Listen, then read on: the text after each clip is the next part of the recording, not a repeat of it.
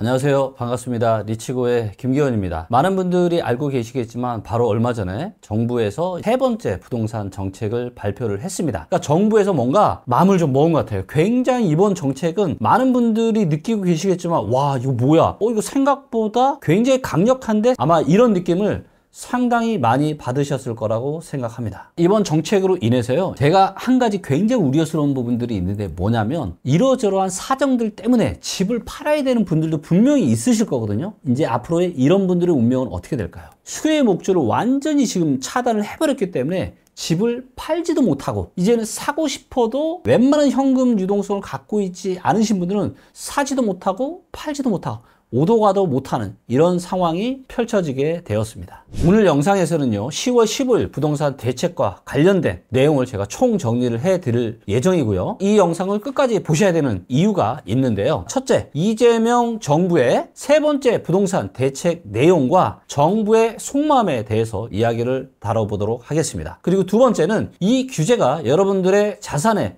어떠한 영향을 미칠지에 대해서도 이야기를 해보도록 하겠고요. 마지막으로 세 번째, 그러면 우리는 이제 어떻게 해야 하는가? 혼란스러운 시기를 기회로 바꾸는 방법을 알려드리도록 하겠습니다. 그러면 이제 바로 시작하도록 하겠습니다. 이번에 나온 규제를요 한마디로 정리하자면 뭘까요? 여러분들은 어떤 느낌 받으셨나요? 저는 제 목을 잡고 그냥 목줄을 그냥 꽉 틀어막는 이런 느낌을 굉장히 강력하게 받았습니다. 강남 3구와 용산구는 갭 투자가 많이 줄어들었습니다. 정부의 정책 이후로. 강남 3구 이외의 지역들은 여전히 갭 투자가 6월달 이후에도 많았었거든요. 이제는 풍선 효과가 일어날 지역까지 다 포함을 해가지고 그냥 목줄을 꽉 그냥 잡아버린 겁니다. 전세 끼고 지금 집 사는 걸 막겠다. 그리고 고가 주택 시장을 꽉 잡겠다. 어떻게? 대출을 이제는 확 줄여버리겠다. 그리고 이제 고가 주택만 이렇게 대출 금액이 줄어든 게 아니라요. 보통 사람들이 사려고 하는 이 가격대도 대출 금액이 많이 줄어듭니다. 그래서 이 부분에 대해서는 좀 이따가 제가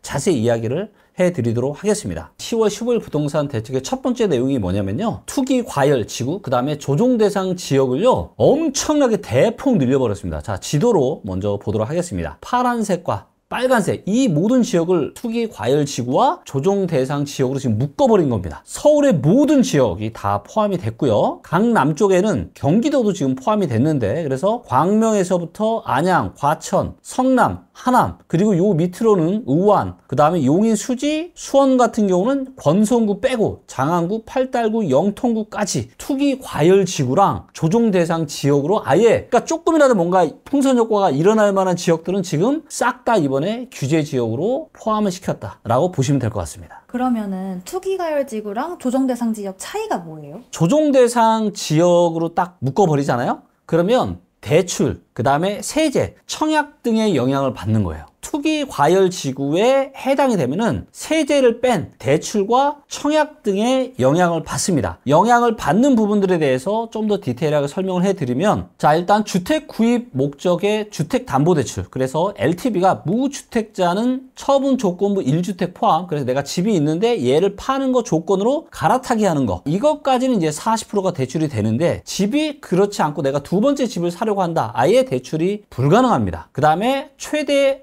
한도는 6억 원까지 지금 제한이 되는 거고요. 6개월 이내 전입 의무가 부과됩니다. 그래서 무조건 그 집에 6개월 안에 들어가야 됩니다. 그 다음에 대출도 최대 만기가 30년까지밖에 안 돼요. 생애 최초 LTV도 70%밖에 되지 않고요. 이것도 마찬가지로 생애 최초로 할지라도 6개월 이내에 또 전입 의무를 해야 됩니다. 소유권 이전 조건부 전세 대출도 금지가 되는 겁니다. 무슨 얘기예요? 전세를 껴서 집 사는 거 이거 안 된다는 얘기죠. 갭 투자가 안 된다는 말. 갭 투자가 안 된다는 겁니다. 이제.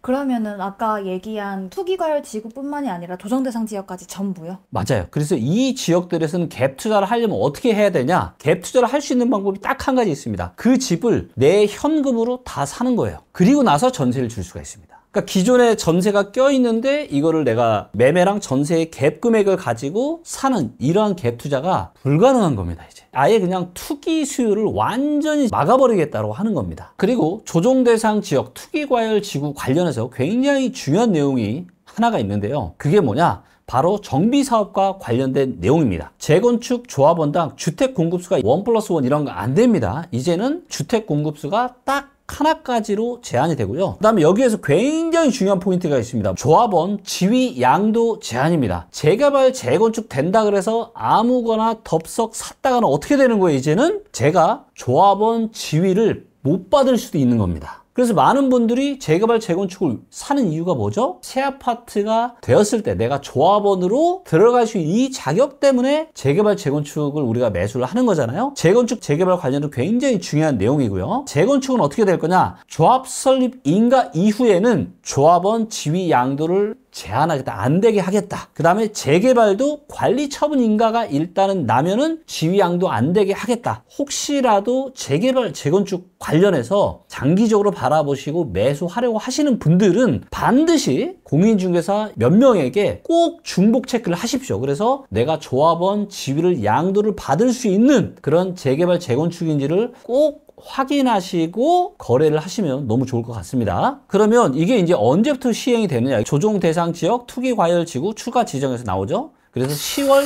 16일 목요일 일자로 지정이 되고 효력도 이때부터 지금 발생이 되는 겁니다. 좀 준비해가지고 11월, 12월에 갭 투자하려고 했던 분들은 계획이 다 어그러지는 거예요. 그래서 지금 어떤 일이 생겼어요? 이거 효력 되기 전에 지금 막 집도 안 보고 사고 투기 수요들이 몰리면서 일부 부동산 지역에 전화통에 지금 불이 났다고 합니다. 그게 이제 15일자까지 내용입니다. 그리고 갭 투자 이외에 주택 매매 임대 사업자 분들이 또 우회적으로 사업자 대출을 받아서 하는 방법도 있었는데 이것도 투기 과열 지구랑 조정 대상 지역에 들어오면 이것도 이제 안 되는 겁니다. 그 다음에 이거보다 좀 더 강력한 게 뭐냐? 토지거래 허가 구역을 아까랑 똑같이 서울의 전 지역, 경기도 남부의 일부 지역까지 토지거래 허가 구역으로 추가 지정을 했습니다. 조정 대상 지역이랑 토지거래 허가 구역은 또 다른 거예요? 토지거래 허가구역에 들어갔다는 얘기는 뭐냐면 말 그대로 토지를 거래할 때 허가를 받아라 이런 내용인데 아파트만 들어가는 게 아니에요. 아파트, 동일 단지 내 아파트가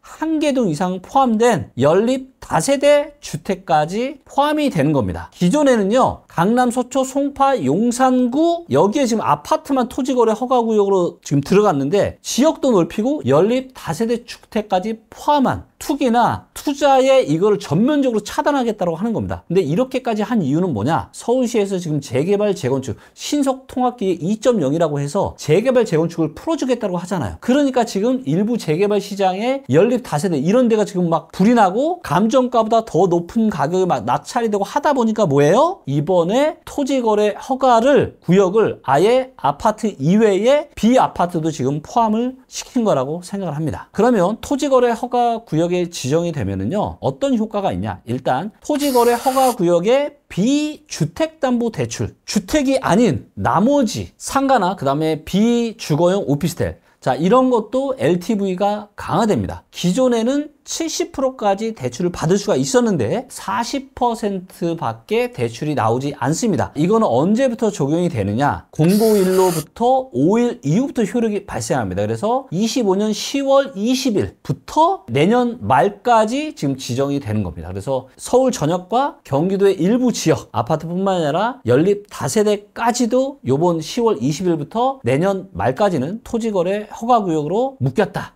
이렇게 보시면 될 것 같아요. 이번 정책이 굉장히 강력한 이유 중에 하나가 뭐냐? 서울 전 지역, 조금이라도 이제 달아오를 가능성이 있는 경기도 남부 지역까지 전부 다 토지거래 허가구역으로 지정이 됐을 뿐만이 아니라 투기 과열 지구, 그 다음에 조정 대상 지역까지 다 묶어버린 겁니다. 그리고 거기에 아파트만 들어간 게 아니라 비아파트까지 지금 들어갔다라고 하는 게 굉장히 강력한 내용입니다. 그래서 이제는 뭐예요? 대출이 굉장히 어려워졌다. 그리고 실거주 목적 이외에는 정말 거의 이제 집을 사는 게 불가능할 정도가 됐다라고 보시면 될 것 같습니다. 그리고 이제 이번 정책의 핵심 파트 중에 하나가 뭐냐? 바로 부동산 금융 규제를 강화하겠다라고 하는 겁니다. 기존에는요, 수도권과 규제 지역은 6억 원까지만 지금 대출이 되었는데, 자, 이거를 주택 시가에 따라서 차등을 하겠다. 25억 원 초과 아파트는 얼마예요? 대출이 얼마밖에 나오지 않습니까? 2억 원밖에 나오지 않습니다. 서울과 경기도의 고가주택 사려면은 최소한 20억 이상의 현금이 있을 경우면 가능한 거고요. 그 다음에 15억에서 25억 원, 요 사이는 대출이 4억 원, 그리고 15억 원 이하는 6억 원까지만 대출이 가능합니다. 그래서 가격이 비싼 고가의 주택일수록 뭐예요? 대출이 훨씬 더 적게 나옵니다. 그리고 시행 시기는 바로 10월 16일부터 시행이 됩니다. 그리고 스트레스 금리를 상향 조정하겠다. 다른 조건이 하나도 바뀌지 않아도 내 대출 한도가 줄어드는 겁니다. 스트레스 금리가 올라가기 때문에 대출의 한도가 줄어드는데 이게 얼마 정도 줄어드는지를 설명을 제가 좀 드려볼게요. 그래서 예를 들어서 집값이 6억 정도라고 가정을 해보겠습니다. 10월 15일 대책 이전에는요, 내 돈이 얼마 필요했냐? 1억 8천만 원만 있으면 나머지는 대출을 받아서 집을 살 수가 있었습니다. 그런데 10월 15일 대책 이후에 어떻게 바뀌었는지 아세요? 6억 아파트 사는데 내 돈이 얼마 필요할까요? 정말 놀라지 마세요. 내 돈이요, 3억 6천만 원이 필요합니다. 그러면 기존에 1억 8천이었는데 이제는 3억 6천, 즉 2배의 돈이 있어야 내가 6억짜리 집을 나머지 대출 껴서 살 수가 있는 겁니다. 그래서 언뜻 생각하면은 아유, 고가주택 시장만 대출 한도가 줄어들어 라고 잘못 생각하실 수 있지만 6억이면은 사실 서민들이 충분히 접근할 수 있는 이런 주택 가격이잖아요. 그런데 이 집들도 어때요?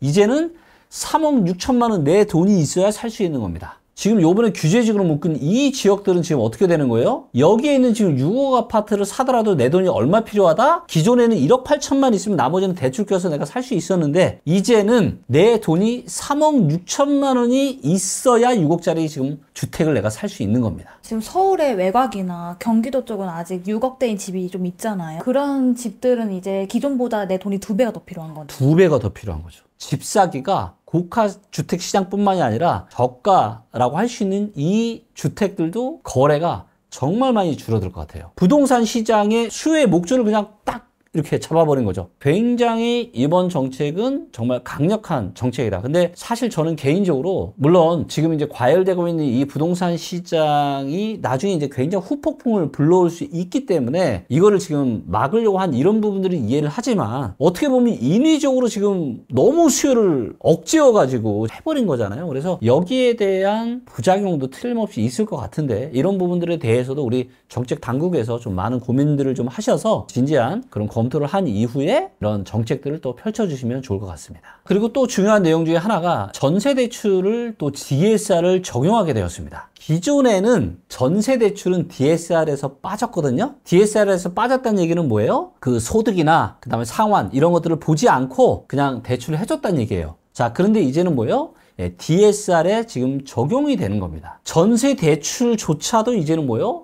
옥죄겠다라고 하는 겁니다. 자, 어떻게 바뀌었냐? 기존에는 DSR 적용에서 제외가 되었는데 이제는 1주택자, 주택이 어디 있는지는 지역은 무관합니다. 그래서 1주택자가 수도권 규제 지역에서 임차인으로 전세대출을 받는 경우 전세대출 이자 상환분을 DSR에 반영을 하겠다라고 하는 겁니다. 그래서 조금이라도 부동산 투기나 투자에 들어갈 수 있는 유동성 자체를 완전히 막아버리겠다, 이런 정책이라고 판단하시면 될 것 같습니다. 이렇게 해서 요번 10월 15일 대책에 대해서 자세하게 내용을 다뤄보았습니다. 이번 정책은 많은 분들의 예상보다 훨씬 더 강력한 정책이기 때문에 첫 번째나 두 번째 정책보다는 훨씬 더 강력하게 시장에 작용할 거라고 판단을 하고 있습니다. 그리고 제가 정부의 정책에 반하지 마라, 제가 이런 얘기를 좀 하고 있는데요. 이재명 정부의 방향성은 명확합니다. 자, 이번 정책에 서두에 나와 있는 아주 중요한 포인트가 있습니다. 서민 주거 안정과, 그래서 주거를 안정시키겠다.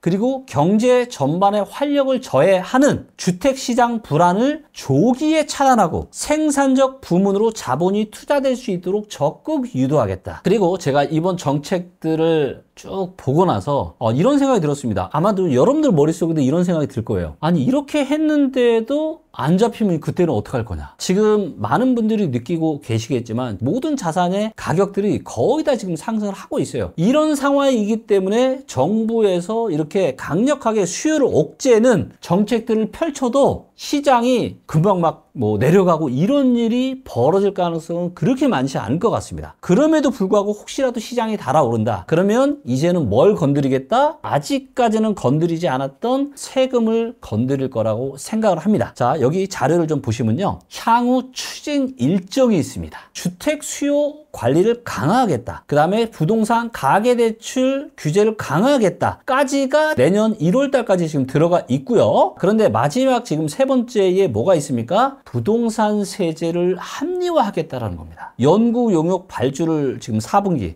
그 다음에 관계부처 TF 구성을 올해 4분기에 합니다. 드디어 2026년에는 부동산 세제 합리화 방안이라는 타이틀로 뭘 건드리겠다? 부동산 보유세나 양도세나 부동산 세금마저 이제는 뭐예요? 굉장히 강화할 수 있다라는 겁니다. 이게 끝이 아니다라는 걸 여러분들 꼭 좀 명심하시면 좋을 것 같아요. 제가 여러분들에게 꼭 당부드리고 싶은 말씀이 좀 있는데요. 일단은 무주택자분들, 그래서 나는 내 집 마련 지금 언제 해야 되나 이런 고민을 갖고 계신 분들, 그리고 부동산을 또 투자의 관점으로 바라보고 계신 이런 분들이 있으실 텐데, 지금 집을 추가로 사려고 하시는 분들은 일단 이 생각을 머릿속에 깊이 심어 놓으셔야 됩니다. 이재명 정부의 방향성은 지금 너무나도 명확합니다. 자, 여러분들 얼마 전에 혹시 이재명 대통령이 한국 부동산 시장에 대해서 굉장히 충격적인 발언을 한 게 있는데요. 이게 뭔지 아세요? 정책이 발표되기 하루 전인 10월 14일 날 이재명 대통령이 발표한 내용입니다.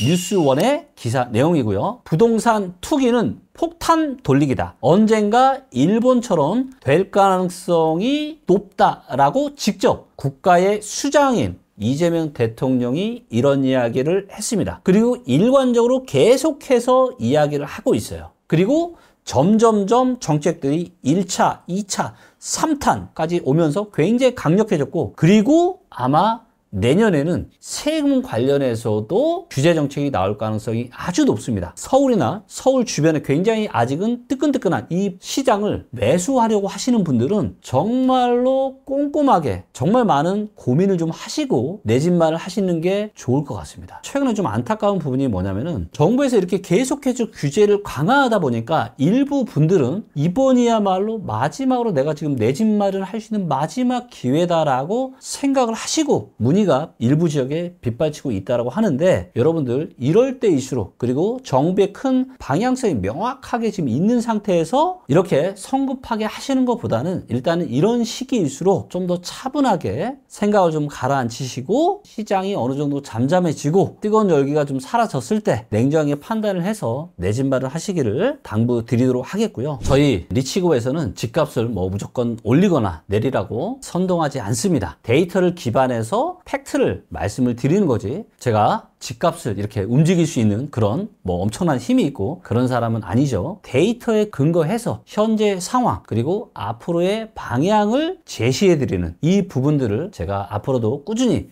영상을 통해서 말씀을 드릴 거고요. 그리고 여러분들이 또 저를 활용해서 리치고를 활용을 해서 좋은 집을 싸게 사죠. 나중에 가족분들하고 편하게 그런 삶을 행복하게 사실 수 있다면 너무 좋을 것 같습니다. 앞으로도 꾸준히 여러분들 편에 서서 데이터에 기반해서 많은 말씀을 드리도록 하겠고요. 저희 리치고 TV를 보시면서 부동산 시장에 대해서 조금씩 배워나가시고 나중에 여러분들이 스스로 리치고의 데이터를 보면서 여러분들의 아주 중요한 부동산에 대한 이런 의사결정을 정말로 잘 하실 수 있는 그날까지 열심히 달려보도록 하겠습니다. 오늘 영상은 여기까지이고요. 다음에 또 좋은 영상으로 찾아뵙도록 하겠습니다. 여러분들의 좋아요와 댓글은 항상 큰 힘이 되고 있습니다. 감사합니다.